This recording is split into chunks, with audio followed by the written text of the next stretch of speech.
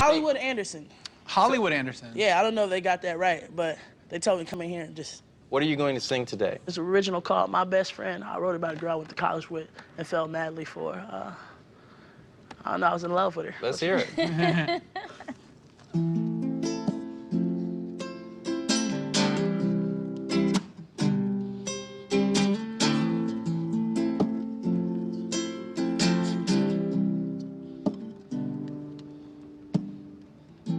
There she goes, she's the one for me.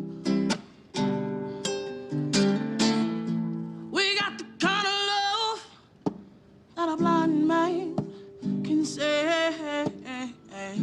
She's my all in all, she's my everything. She's my seasons and reasons, she's my summer, she's my winter, she's my spring. That's why I'm in love with my best friend. I'm gonna love her. I want to record that song until tomorrow. Man, the whole right now. world Right now. I've been living in New York about 2 years now. I've been homeless. Slept on trains for my dream. It's a formality, but I think we should vote anyway.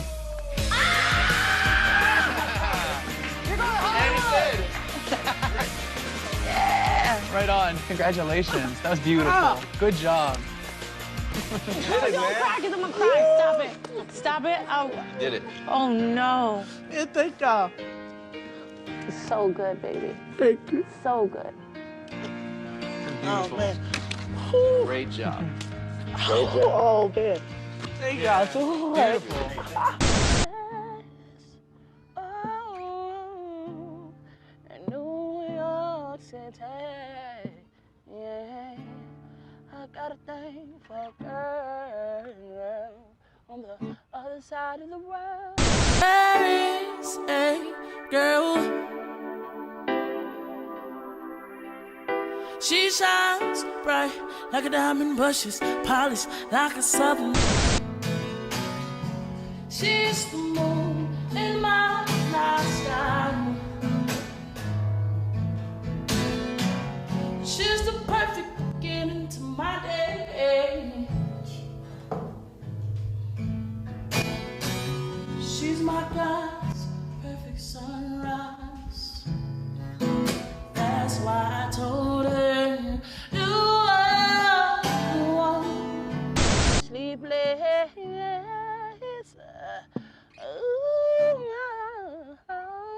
In New York City. I just need to know, baby. Yeah. Is it true? I just need to know.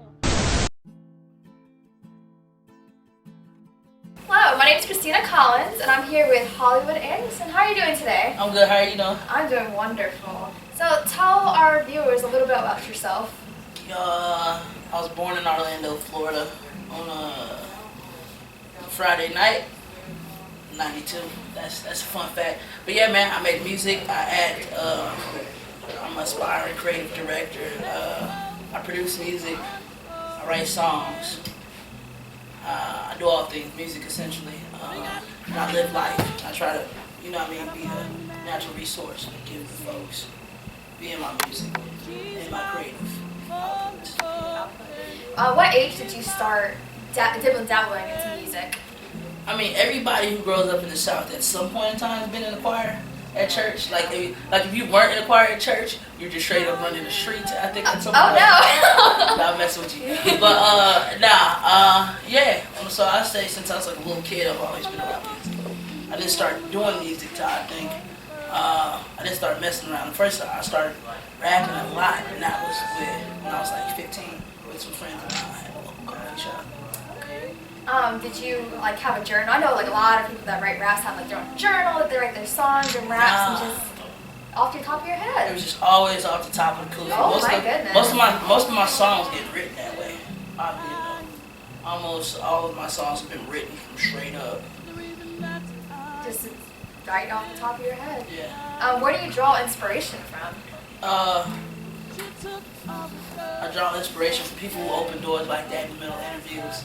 Cause I catch everything. I'm a hyper vigilant person. I want to say that's the word. And you just see everything around. I'm hyper vigilant, but I'm super talkative. So it throws most people for a loop. How much I actually do consume, as far as like paying attention to my surroundings. So I'm hyper vigilant, and it allows me to just really go into the space in my mind where I can just think of things.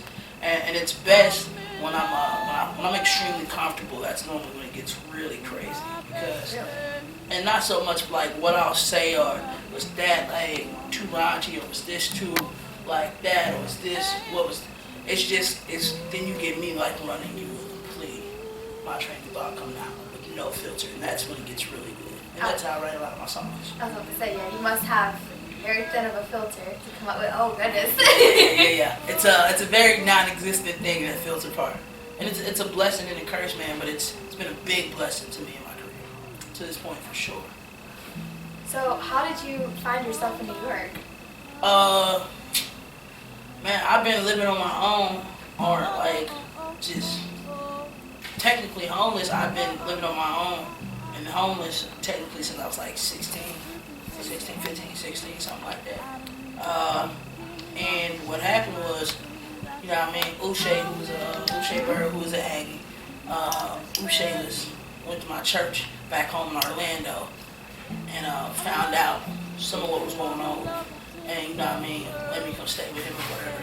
And you know what I mean, that's like my brother, another. And he was always stressing like, kid, go get your GED, you need to go to college. Like this is Uche to it. Like if you meet Uche and you're like under the age of 18, this is what he's gonna tell you. Bro, finish school, go to college, get you a job, take care of yourself. You know what I mean? And then he might talk to you about health insurance. I love him to death. Oh Lord! That's my guy though. You know what I mean? He every time we've ever had any type of encounters, it's always been honesty from him, which is something I greatly appreciate from him. And I stayed with Uche, and it came to a point where it was like, yo man, I really wanna be an actor. I wanna be a singer.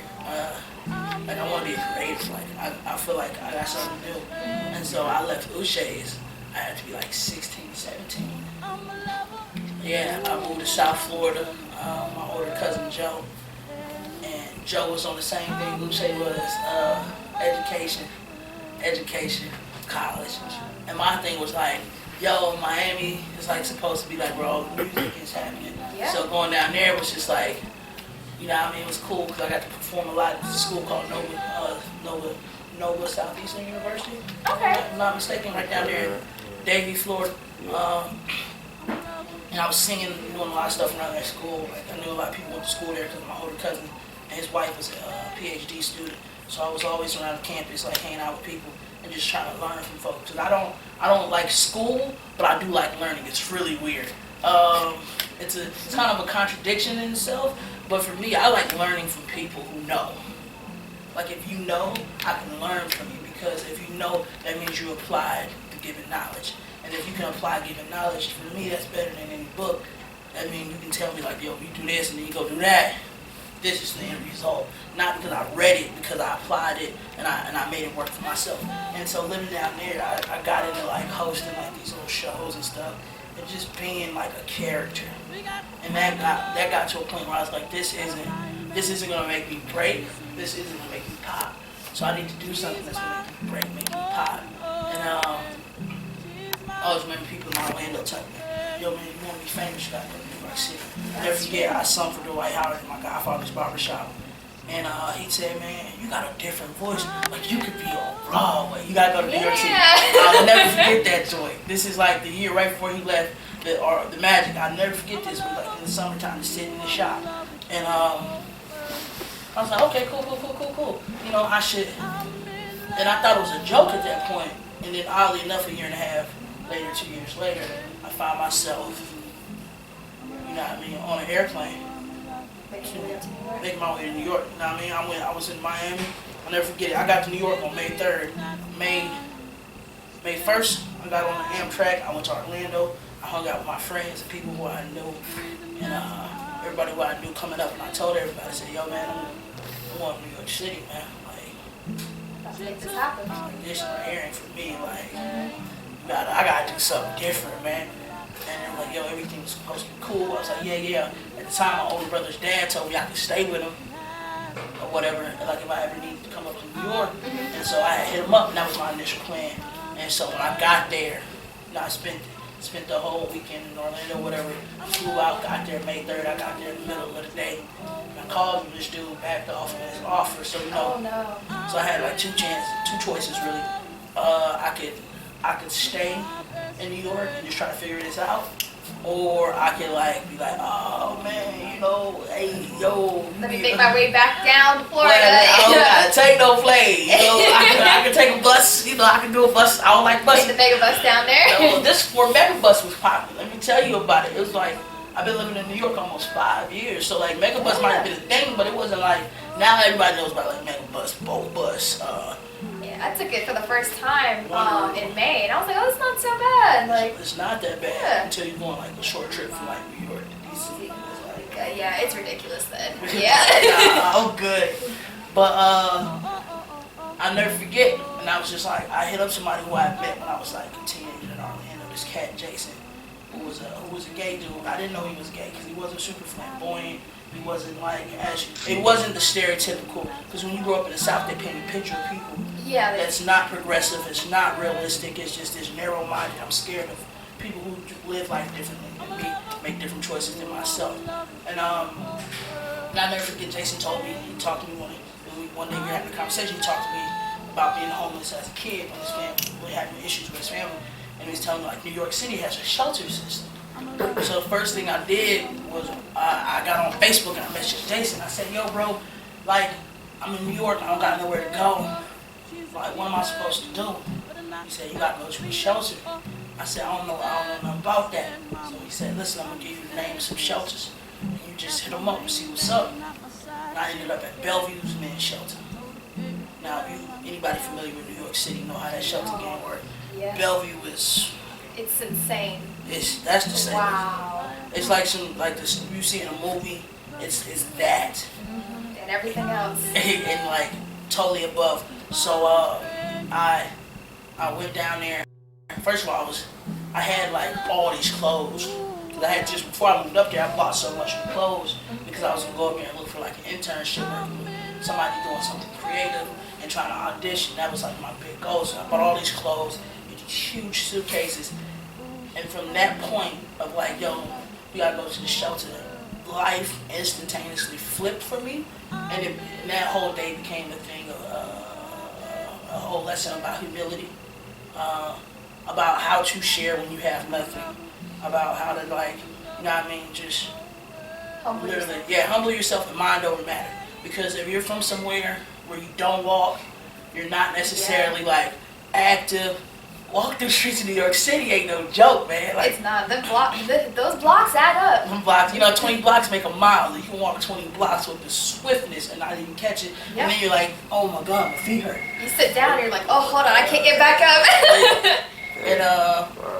And so I never forget, I walked past this kid. This never leaves my mind. I walk past this kid. He's laying up under a scaffold. And I say to myself, who wears white leather pants? And look at his shoes. And it was just because in my mind I still have everything together. I was still one of those people, you know what I mean, who didn't know what the realness of the streets really looked like at that point in my life. I didn't, you know what I mean, I had struggles. I grew up, everybody got their own issues. I didn't come up rich, you know what I mean. I'm like I tell people all the time, like I grew up between like these nice homes and like really living in the hood, like. So I know what these streets really look like, and I know what they really do. So, you know what I mean? I know what it is to see somebody get their kufi blowed off in the park. Because you're playing basketball, and you live in a neighborhood where that's the norm. So, I had to stop. I was like, who does that? And so I asked this lady, she was walking down the street. I keep walking, I asked this lady, she had 2 big bags of Carmine's in her hand, which is like, you know, New York food, Carmine's, Italian joint. It's really good stuff. And I said, ma'am, do you know where Bellevue's men's shelter is? And she looked at me, and it was like she was gonna have a heart attack. Because, you know, here I am, some kid. I'm obviously some kid. I have no facial hair. I'm like, I'm fresh to this thing. Probably like he doesn't know. Hold on. I got on like this Ralph Lauren like plaid, like the jeans, brand new shoes. Like it was really something else. And I'm asking her, she's looking me over like, you're going to Bellevue men's shelter? So she said, you're gonna need to eat. I said, what? She said, no, you're gonna need to eat. You're not gonna like what they have there. I was like, what are you talking about? She's like, well, take this food and you just eat. I was like, okay. So she gives me these bags of food and I'm sitting there and I'm like, God, I can't eat all this food. And I immediately think to myself, that kid's sleeping under the scaffold with the white leather pants. So I walk back up the block and I wake this kid up. He's sleeping like on some boxes and we start to eat. And I was telling him what was going on and he felt so bad for me and it still didn't hit me, the situation I was living in at that period of time or what I was about to experience. And so from there, you know what I mean, he showed me how to get to the shelter. I gave away probably half of my clothes that night. You know what I mean, I just opened up my suitcase and I said, yo, all this stuff is too heavy for me to carry. Take whatever you want. You know what I mean? I took out like 3 things that were from home. And I was like, outside of this, you can literally have whatever you want in my bags. Like, it's all yours. Just pick what you want because I can't carry it all. I'm just trying to get the one bag. And so when I got into the shelter, that's when it hit me like, yo, I'm homeless in New York. Being in New York, what would you do, like some experiences that are memorable? Like, you know, like your first couple of days there, what did you do? I mean, my first couple of days there, man, I was still in that odd place of like extreme adventure.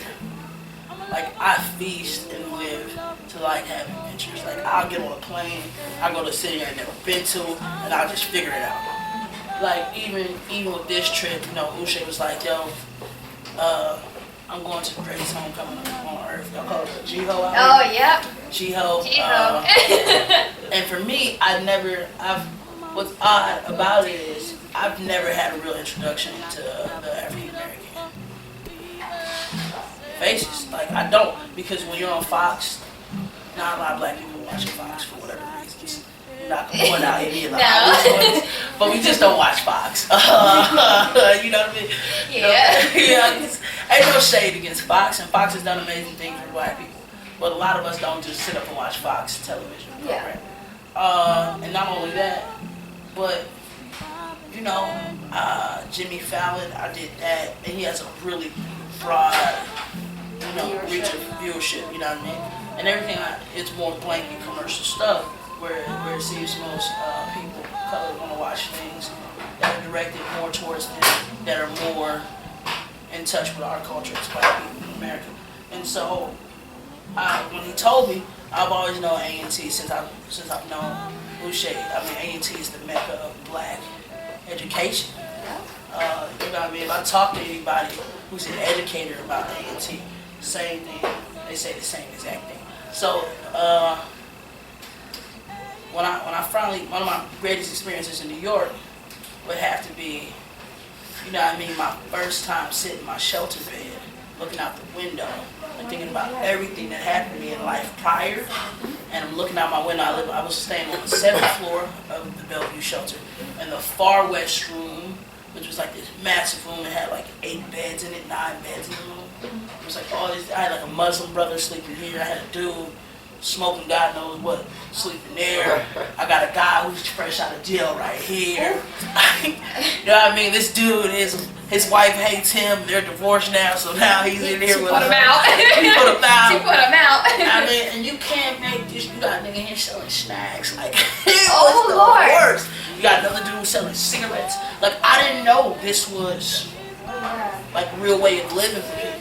And so for me, it was like the coolest thing ever. Like, I talked to one of my best friends, Lily Soto. I love this girl to death. One of my best friends. That's my sister. I love her. And she's probably the only person who actually knew I was like homeless in New York. Everybody else called me, no, I'm good. No, I got a view of the Empire State Building. I mean, I look out that window every night and just be the Empire State Building. I be like, yo, there's so lit. Like, and I be listening to like, I had like the old school iPod. Yeah. This is for iPods with the touch screens. This is so crazy. Imagine what technology has done in like 5 years. Right. And I'm sitting there, I'll be listening to like Jay-Z and Alicia Keys, New York State of Mind. You know, I'm on billboards and I'm about my boys with me, right? that was my thought. Like, what if I could get my life to that point where it's like my really good friends or people who really do support me, like where it's like, yo man, like we're going to LA for a week. To do what? I don't know. Let's get Ferraris to drive fast. Yeah. Like, what happens? What happens when you get to that point? And for me, every night in that bed for like a month, that was mine. That was like my thought. Like I didn't care about That was your being vision. homeless. I did not. I mean, I would get on Craigslist and look for auditions and for whatever like I could create it because I didn't know no other way. I knew about the stuff you hear on TV and stuff you hear in passing. I mean, I did an energy drink commercial for an energy drink. I don't even think hit the market. Like I think they just wanted to make energy drink commercial for YouTube or something. Who knows? I was in it though. You know how excited I was to be in it. I bet. Yo, I called some of everybody. Yo, man, I did a commercial today. You know, It's my first commercial. It's- Like, you know what I mean? You know what I mean? Bless up. You know what I mean? Give me 4 nights and tell it. Bless up. oh Lord. And that was for me was a highlight. I mean, when I first another highlight New York trip. It wasn't even my actual like the audition for Jennifer was a crazy moment. I'll never forget that. But when I actually auditioned for American Idol on the cattle call, I had a broke foot. My left foot broke. I broke my left foot twice. And so there's all these lines of people going around, whatever.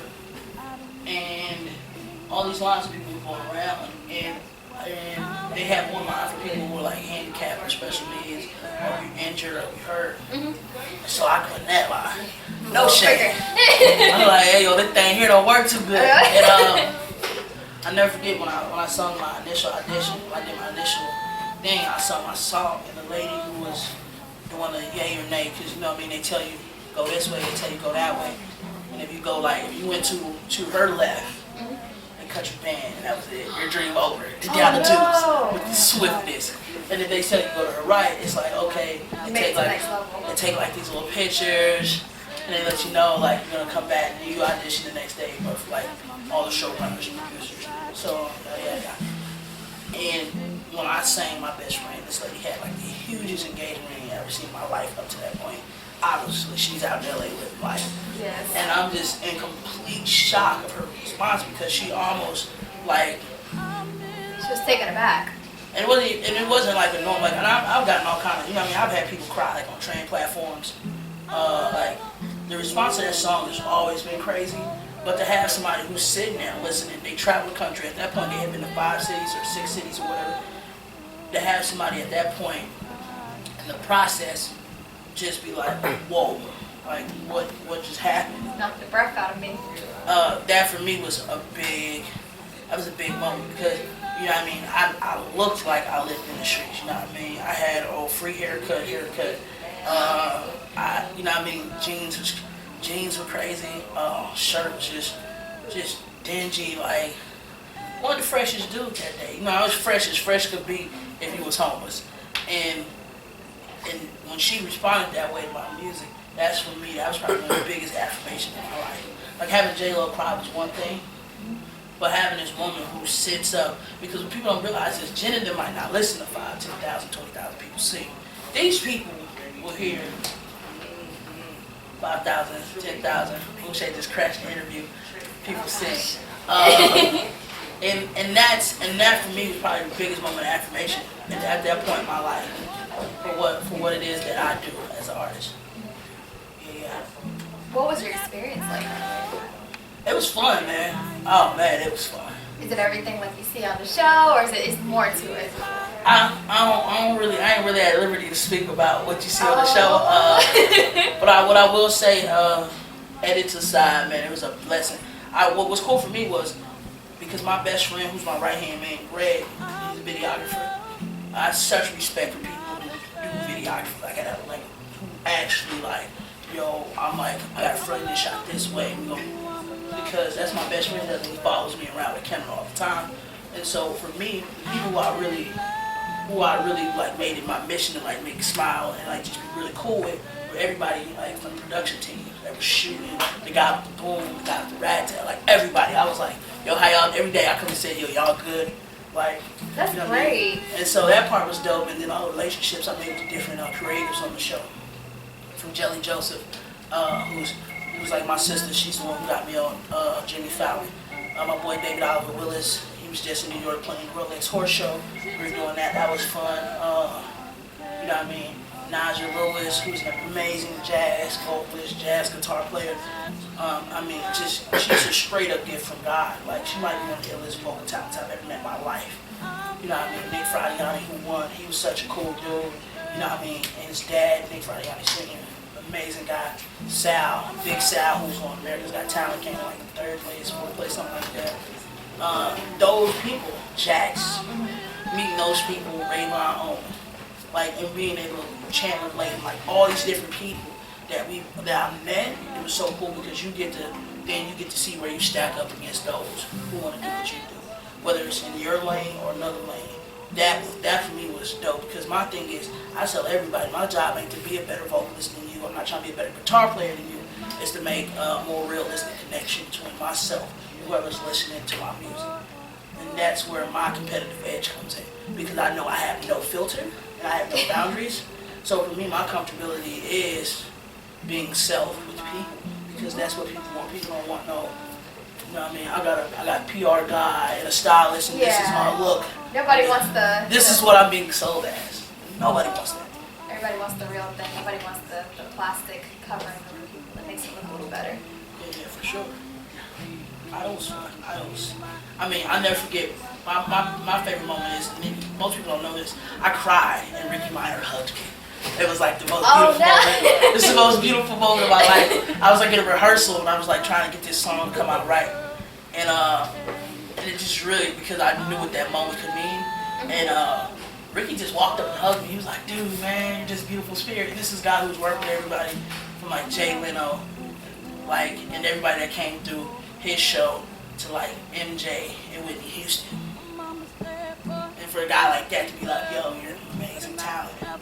That meant so, I mean, it's like if Jesus comes out of the skies. It's like, yo, you're heaven bound, you know, no puns intended. But like, could you only imagine like somebody who's worked with literally one of the greatest voices ever to tell you, you're an amazing talent. I'm sure that's gonna stick with you for the rest of your life. It's like, like somebody be like, you're terrible. I'm like, yo, Ricky Meyer said. I'm terrible. No, he said I would be amazing. Yeah. You know? So what would you tell young artists or artists that were in your situation that were homeless or displaced? What would you tell them? What advice would you give them for them following their dreams? I mean, just go for it. Like, with reckless abandon at that. Like, don't hurt nobody in the process. Don't cross nobody. Don't be no snake. Don't be no backbiting dude or young lady. But just go for it. I mean, if it's going to get you the W, go for it. Like, if it's what you want to do, why stop? You know what I mean? Why stop? Like when you hear the stories of like Madonna popping up on Seymour Stein, like when he's in the hospital, or Kesha like breaking into Prince's crib in LA, like go for it. Yeah. Like what hurts from like, because what I told somebody the other day, I said, listen man, I don't really ever get disappointed. My whole thing is if I know I didn't try all I could and then I get told no.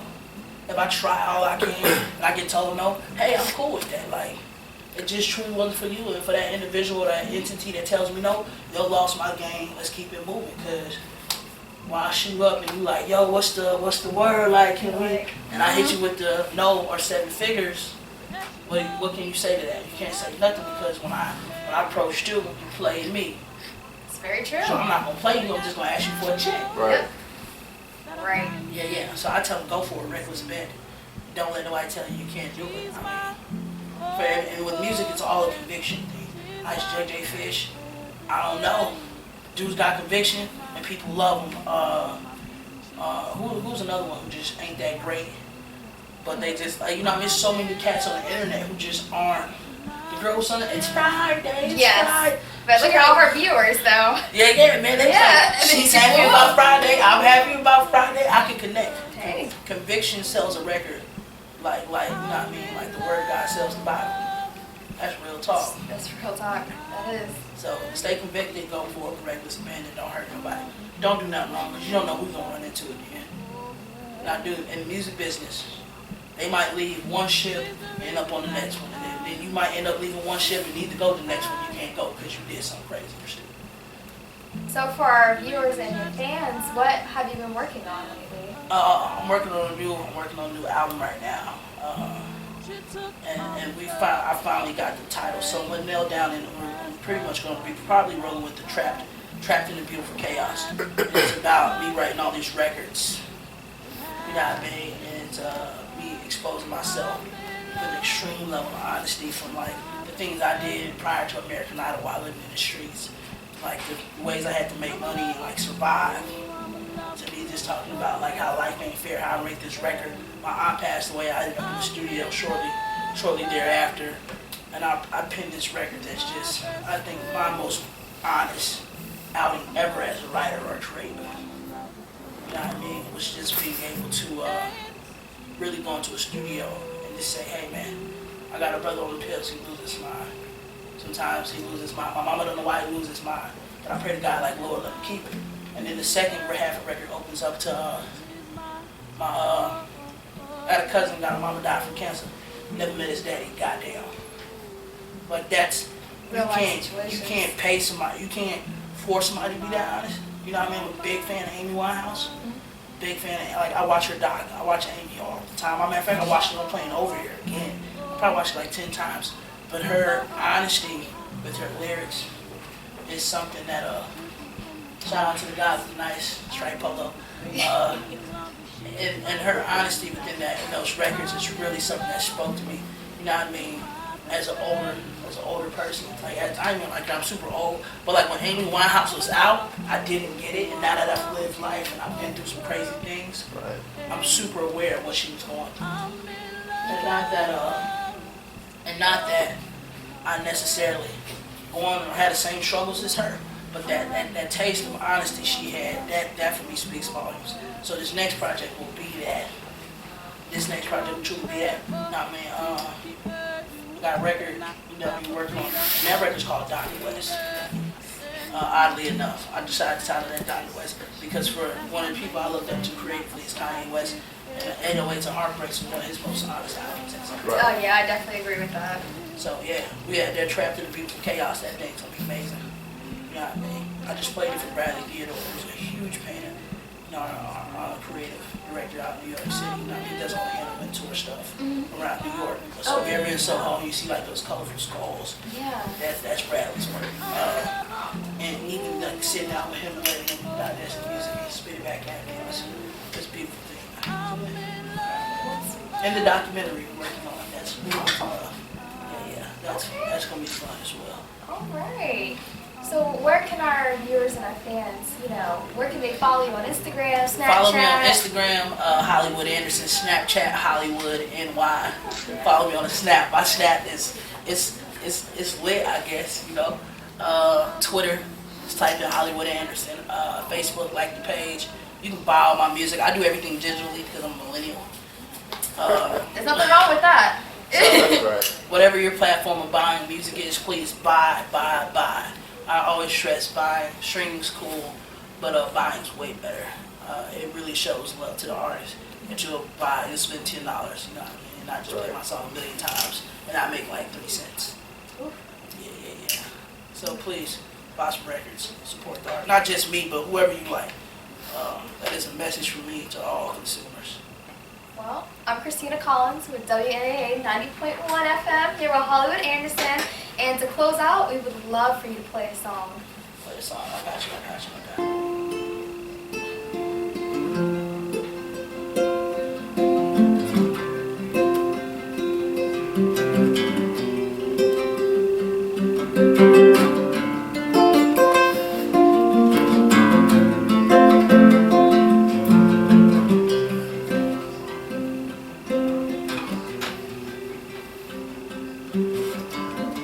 I've been looking, I've been searching, I know all over, and you I found the one. I've been hoping for something like this. We had this beautiful and joy. You said that you're scared.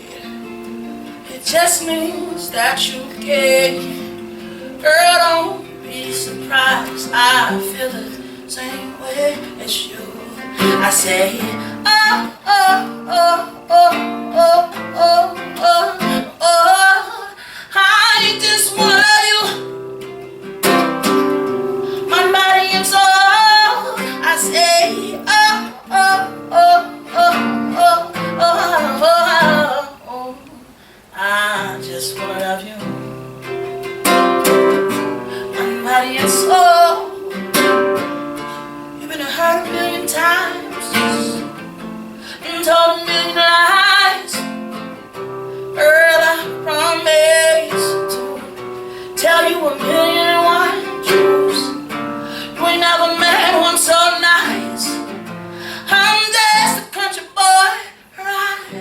I talked to God and told my mama I would never hurt you. You say that you're scared. It just means that you care. Girl, don't be surprised. I got a thing for you. Oh, oh, oh, oh, oh, yeah. I just wanna love you, my body and soul. I say, oh, oh, oh, oh, oh, oh, oh, yeah. I just wanna love you. Mr. Bridge, that says, I could be your best lover. I could be your bestest friend. I say, I could be your best lover to the very end. I say, I could be your best lover, and I could be your bestest friend.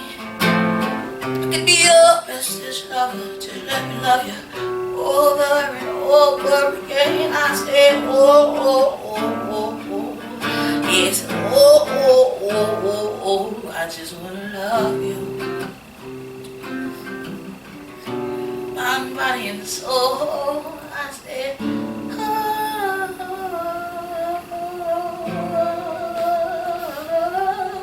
I just wanna love you,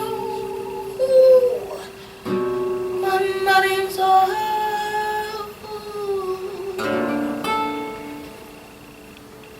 Wow.